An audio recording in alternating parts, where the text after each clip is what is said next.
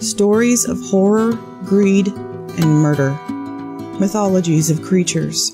Cultures from the deepest bayous and the thickest of woods. Rumors of ghosts and witches. These are the tales and legends of the Deep South, weaved together through the tapestry of time, out of the dreams of those long past.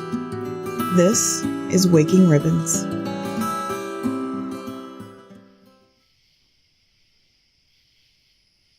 It's unusually dark on this summer night. You sit at the window, watching the summer storm clouds gather in the distance. Half of the town's lights have already gone dark. You shiver. It's unusually cold inside tonight. A flash of lightning makes you think, "Thunder, bring the rain, penetrate my brain." You shake your head. Where did that thought come from? Strange thoughts have been filling your head ever since you found this damn thing. Where had it come from, to just turn up in the churchyard? A glint of purple in the midst of leaves. It caught your eye. Finders keepers, I guess, you had said before you brought it home. You hold it up now, hanging down from your fingers. A strange trinket. Beautiful, perfectly pure silver, and a large purple jewel in the shape of a disturbing eye. A devil with wings on the top, as if at any moment it would fly off back to hell. You fill your glass again and slowly sip the blood-red wine. It's warm, but it feels nice. The lightning flashes again, and it glints off of the jewel in the eye. It catches your attention. You pick up the eye again, this time holding it by the wings. The jewel is cut inside, so that it looks like an iris and pupil is staring right back at you. It's a soft lavender color at first, then slowly the color begins to deepen and swirl. And as the torrent of rain begins to pelt the roof about you, the light glows from inside the jewel. You can't look away. You mustn't look away. You can feel all of space get swallowed around you. Time folds into itself as you can actually feel the clock turn back. Back, and back to a far, far away place. I'm going back in time. You think to yourself, as you are no longer aware of the room around you. You are somewhere, some time. You are just a witness looking through the eye. Purple clouds swirl around you, and you see nothing but the violet of the eye, wisping around everywhere. You do not feel your body, but you do hear something, or someone. People, and many of them mumbling lowly. You smell the smoke of many candles and torches burning, as well as the smell of bodily odor and herbs that try to cover the smells. Thunder rolls again in the distance, but this thunder is not above your home. No, you are far away from home. Your vision suddenly begins to clear, and the dim lights reveal a trial before you. A booming voice assaults your ears. "Jeanne de Besson," said the voice. As your vision clears, you see that you are looking at the face of a judge in robes sitting over a court of many villagers. They are all wearing clothing from a time that passed a very, very long time ago. The voice booms again in your direction. "You stand accused before the burning court for practicing witchcraft. Do you confess?" The judge grabs your attention as he leans toward the accused.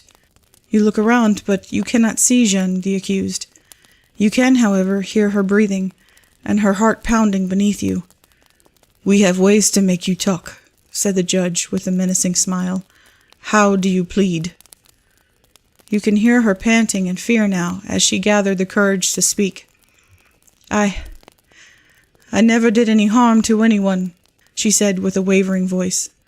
"I don't believe this."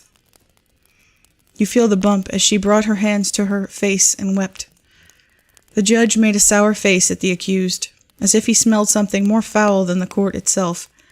You hear voices, first in hushed whispers, that rose up as the anticipation grew. You swear you can hear someone laughing hysterically with glee. The judge was forced to bang his desk with his gavel. Jeanne jumped, which makes you suddenly move as well. The court fell silent. "Lead the witch to the dungeon for the test," said the judge. "Take her away." Bring out the glowing pens! Someone shouted from the crowd. Do it now! Suddenly, you see the world moving about as Jeanne was yanked forward through the court. She felt spit falling on her as she passed the crowd, and, without a warning, your vision clouds over again with the violet color. It swirls about you again, but this time not for long. Your vision clears again, and you see a man from behind, standing up and pulling up his breeches, fastening them and laughing to himself. His bald head is looking down at a naked woman on the floor. You finally see Jeanne, broken, bruised, and naked. "Oh, Jeanne," the bald man said, "you feel so good, très bien." You watch as the bald man walks over to a table and places a long, dark brown wig over his disgusting head. He straightened out his coat before putting it on. He turned around, and you can see he was actually a man of means, maybe even a man of authority. You can see other people in the background were scuttling about, readying something terrible. Somehow you can see everything from your perch abeam in the dungeon. The man walked toward Jeanne on the floor again. He motioned for someone in the shadows to pick her up and put her on the nearest table. You hear a scratchy voice say, "Oui, Monsieur Loremy." The two creatures that appeared looked to be barely human, but they lifted her easily enough and held her arms and legs down on the table. Jeanne, still naked, cried softly into her arm. Loremy came close to Jeanne on the table. He was holding a long needle in his fingers. "So," he said, gesturing with his hands to her body on the table. "This is how you make it with le diable, the devil." He nodded, looking at the needle with his hand. "We're gonna get you, witchy woman." Suddenly he came very close to her face. "We will never believe in you," he whispered, seething into her dirty face. He stood up quickly and took in a breath. "So, you'd better repent your sins maintenant, It took a moment for her to catch her breath before speaking. She breathed. "I have done no harm to anyone," she said willfully to the man that hovered over her. Loremy shrugged. "As you wish," he said, and he stuck the first needle into her right breast. She yelped at the pain. "We are servants of God," said Loremy. He shoved the next needle in through her arm, then her leg, then her stomach. "We believe in the devil," Loremy seemed to sing as he inserted the needles into many places in Jeanne's body. He hovered the next needle over her chest just below her left breast, where her beauty mark could be found. "And we found this mark on you, the very proof of your pact with the devil. Confess, witch." With her chest heaving, Jeanne shook her head, even as her pain doubled from the movement. "I am innocent," she cried. "Thou shalt not suffer a witch to live," cried Loremy, as he stabbed the needle into her chest. Jeanne screamed in pain. Loremy went to Jeanne's face and held it in his hands. "Whosoever lieth with a beast shall surely be put to death." "Never did I lie with any beast of thine," said Jeanne in breathy whispers. Her consciousness was fading. You feel it as it does. "Dogs, or cats, or goats. Now leave my soul alone." But Loremy continued, as if frantic to save the woman's soul. "He that sacrificeth unto any god, save the Lord only, shall be utterly destroyed." With that, Jeanne chuckled a bit. "Oh, you lie, and I hear it," she said in a whisper now. "Never have I done no harm to anyone." With those last words, your vision becomes a cloud of purple again, and you feel the changes of time and space once more. After a time, you start to smell burning again. The smell of torches surrounds you. This time, the wind blows, and you can slowly begin to see the crowd under a nighttime sky. Storm clouds gathered far above the hill on which all of the villagers stood. Before you, in the middle of the crowd, is a wooden pole on a platform, with wood and straw beneath it. You can hear the fearful panting again and the pounding of Jeanne's heart beneath you. A man in robes lifted a torch toward you. You have been judged as a witch, Jean de Besson. You have been sentenced to death for your crimes." The crowd hissed and booed at Jeanne. You feel a warm tear splash on you. Suddenly you realize you are hanging from Jeanne's neck. You are resting on Jeanne's bosom. You are the necklace. The men in robes motioned toward the men that restrained Jeanne by her arms. They began to lead her to the platform. You start to panic as you realize that you too are to be burned with Jeanne, but there is nothing that you can do. You watch in horror as Jeanne was led to the stake and tied with her arms behind her. The men were done fastening her hands and left the platform. You watch as the man in robes, who you can now see has a large golden cross hanging from his neck, stepped forward to address Jeanne.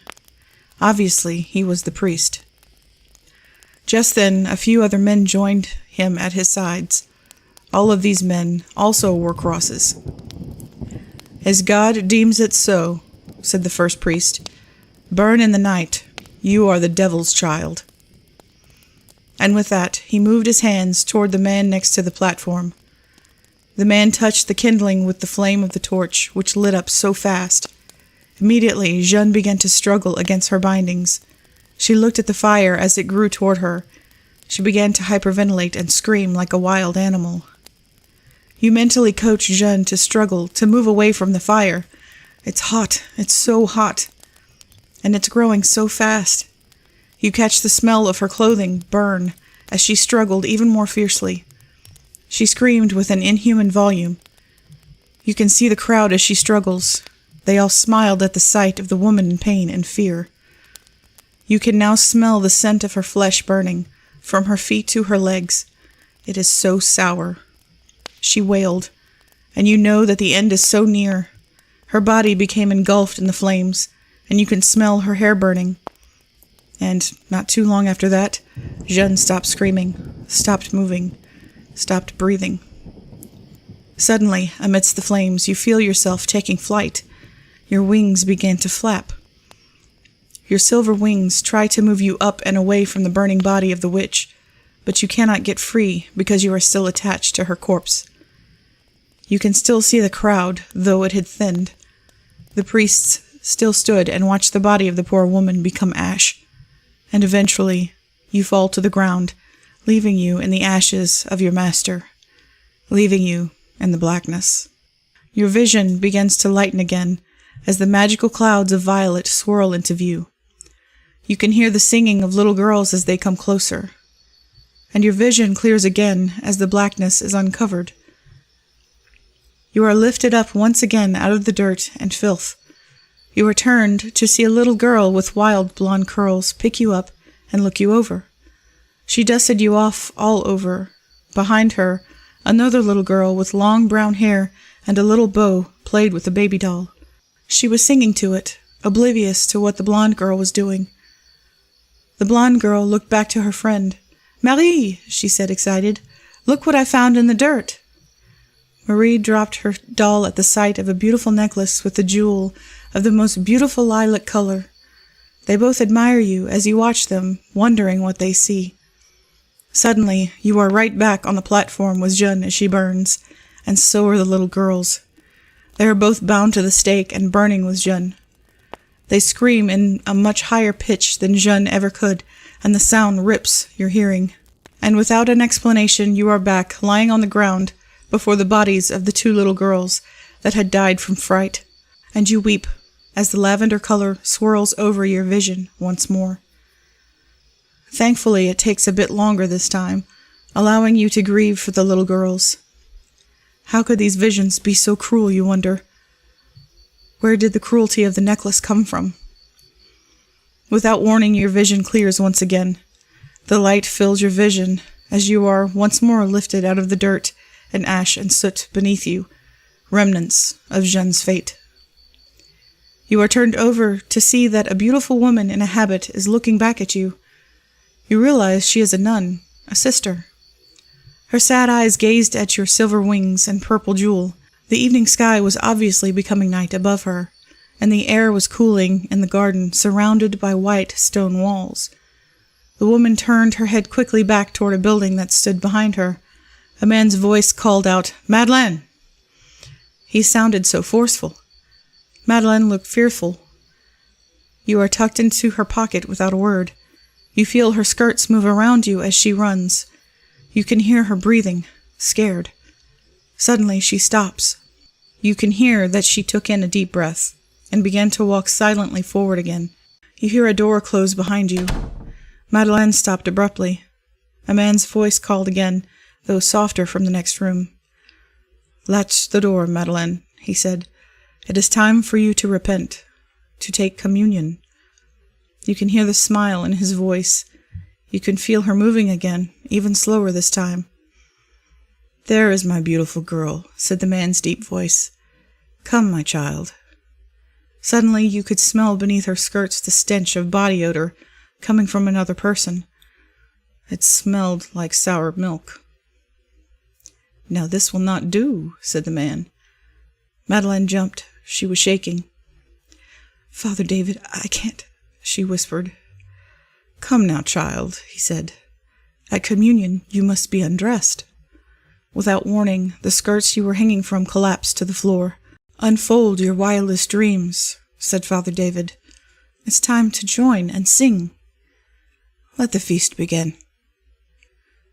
You could hear Madeleine whimper again, and the sounds of skin on skin, wet kisses on skin, and crying could be heard as you lay in the dark of the cloth. You begin to seethe. You can physically feel your teeth begin to bare. You want to kill the man, the beast, that Father David. You lay still until you can hear the heavy footfalls of the man leave the room. You can feel the skirts move, and the light fills your eyes as Madeleine lifted you, the necklace, from her pocket. Without a word, she draped the necklace around her neck and tucked it beneath her dress that she put back on over her trembling body. "We will get our revenge, Madeleine," you think to yourself. "Rest assured of that." You stay with Madeleine all night to comfort her in her room, in her tiny cot as she twisted and turned you in her calloused hands. She admired the shape of the pendant, the color, the cold metal, and the way it felt on her hot skin. You want to show her what you can do for her.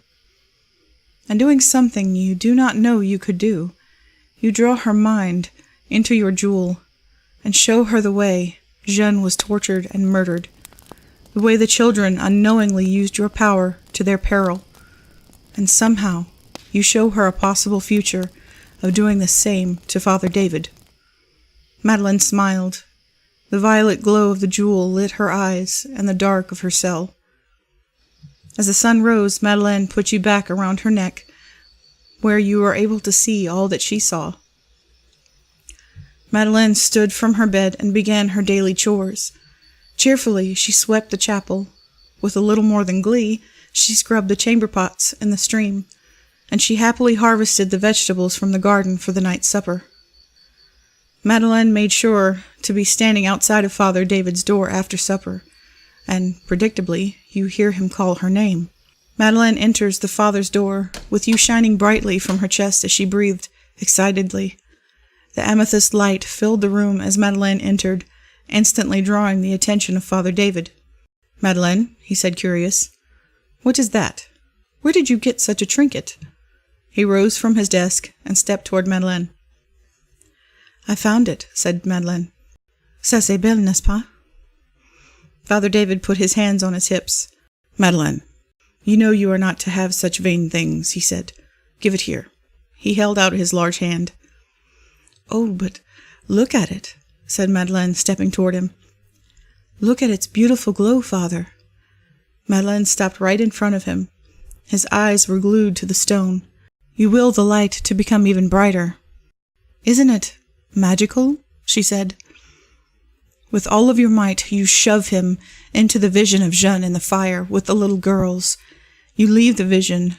You travel up from the stone into his eyes, down his throat, and rip open the vessels in his neck, the chambers of his heart, the vessels of his belly, the sack of flesh between his legs, and all of the vessels in his long, disgusting legs. In a flash, He falls to the floor in a heap. He does not move or breathe. The father is dead. Madeleine smiled at you as she lifts you up to her lips and kissed your stone. She turned and left the father's room. As she exits the door of the father's chambers into the evening air, a cloud of purple engulfs you, and you are transported once again forward in time and space. Your sight returns, and you see that you are back in the father's quarters, only this time, as you hang on Madeleine's neck, you can see other nuns stood next to her. "Welcome to my quarters," a kind, gentle voice comes from the room before you. "Do come inside." The sisters all move, one by one, further into the room. A man stood in the corner in the light, smiling, welcoming. "Welcome, dearest sisters. Please, come into the light." He motioned toward a set of chairs for them to sit. All of the sisters looked a bit apprehensive, however, as they sat down, as he asked. "I am Father Picard," he said with a smile. "I'm taking over for poor Father David." The priest frowned at the name. He stepped forward and took in a breath. He clasped his hands in front of him and said, "I know that you went through a tragic loss with Father David. I know that he was a bit difficult with you sisters." He motioned toward a doorway where a young boy stood. The boy was no more than 10 years old, and he held a tray with a bottle of wine and 4 cups, one for each of the sisters. He came forward and placed the tray on the desk next to Father Picard. The boy went back to his place near the door and looked to the ground. Father Picard spoke again. "Things will be different here," he said. He stepped toward the tray and opened the bottle of wine. He poured a bit for each sister. "You are the 4 God has chosen," he went on as he handed each of the sisters, including Madeleine, a cup of wine. You watch with suspicion. The man gives you chills, but you don't know why. To be his angels in white. The father smiled at Madeleine as she took the cup from him. "Here, drink my sweet holy wine. Let us toast to a new era together." He lifted his glass, and so did the nuns, and they all drank, including Madeleine. "From now on," the father began again, "every Sunday, this time, you will attend this communion of mine." He looked around to each of the sisters, who looked at him confused. "Agreed?" They looked at each other, then at him, and nodded in agreement. Father Picard smiled at them happily.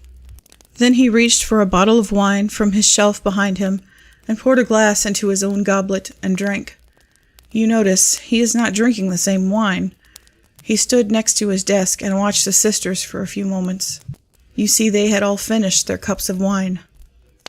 Without warning, a sister stood up in front of the nun to her left and slapped her across the face. The other nun reached up and yanked the sister's habit with a bit of hair from her head. The sister to Madeleine's right shoved Madeleine to the floor. You realize something is very, very wrong. The sisters violently attack one another. Then Father Picard's voice calls above the shrieks, "Sisters!" And like puppets, they all stopped immediately. "Do not hurt one another." He pushed forward the boy that served their drinks. "Not while you can take your anger out in a more creative way." He smiled, and the nuns all converged on the frightened little boy. He seems to get closer to you as Madeleine rushes toward him, growling like a wild beast. And thankfully, you lose sight of the scene that was before you. But you aren't in the violet clouds for long before you feel the sun and hear the birds singing. You're with Madeleine as she walked through the garden, admiring and picking the flowers. The warmth of the day and the breeze feels wonderful, and the scene from before seems like it was just a bad dream. Could it have been? Then a flash of memory came over Madeleine, and into your mind as well. Memories of screams in the night, moaning coming from below where the prison cells are cold. Is this real? Madeleine looked around the garden. No one else was with her. She breathed in deep to settle herself. Suddenly, she heard the communion bell and jumped, spilling her flowers. A sour taste filled her mouth. Was that wine or blood? Your answer does not come before your vision is clouded again, and quickly the scene changes. The night is black. No moon shone down onto the streets of Louviers. Father Picard, 2 priests, and the sisters all walked down the streets, 7 figures in all. Madeleine stopped at the gate before the house just off of the street. She seemed to sway a bit as if she were intoxicated. She stood watching as the other 6 with several other people enter the house. You watched with deepening curiosity and dread as Madeleine followed the last man that carried an infant with him into the gate. Madeleine turned and locked the gate behind them. She followed the man into the house. Madeleine entered the home behind the man with the child, locking the door behind her. She turned around and followed him down the stairs into the cold, damp basement. Candles hung from the walls, giving everyone in the room a sinister look to their faces. A large wooden cross hung on the wall above an altar with many lighted candles. The man brought the baby forward and placed it on the altar. It began to cry.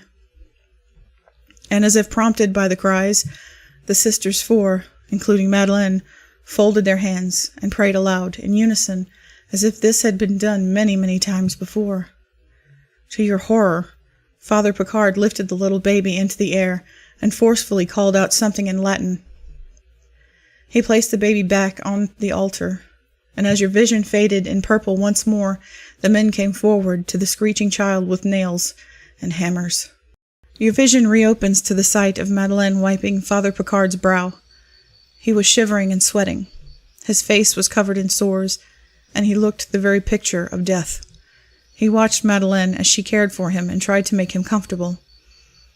You knew what this meant. The Black Death had come for the father and the sisters.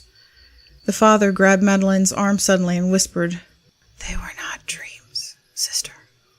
Madeleine stopped moving and watched him as he spoke again. "They were real. The children. They were real. And you helped us kill them all." He chuckled low as he let go of Madeleine. She ripped away her arm and stood up from the father's bed. "Mon Dieu," she whispered to herself. Madeleine ran from the father's quarters and to the other sisters who were all in the kitchen preparing a meal. "Mon Dieu, ma sœur, it was all real." They looked at her confused. "It was no dream." Madeleine began to weep to them. "Those children, all of them. We did this to them."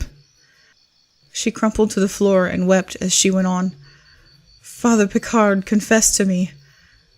We killed those poor bébés." The sisters looked at each other slowly, one by one realizing the truth. They all came to Madeleine and held her as they all began weeping.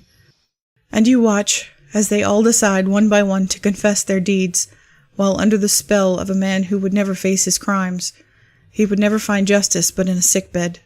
The nuns could not take the blame, and one after one they suffered a breakdown as they confessed to the magistrate. Even Madeleine went insane, and you watch as she too became ill with the plague in her prison cell. Once more, you hang from the neck of a dead woman. And as you look to the cold, damp bricks of the prison cell, the violet colors swirl once again around you. Just before the vision changes, you see a hand grasp the pendant. Suddenly, you're back in your home. The sun is up and coming through the windows on your face. You hold the eye of the witch in your hand. You know that this thing did not come to you by accident. You look into its eye once more, and it winks at you. Thanks for watching, everyone. I really hope you liked the story. If you did, please click the like and subscribe buttons. Also, don't forget to click the bell icon for future alerts. Take care, everyone, and I'll see y'all real soon.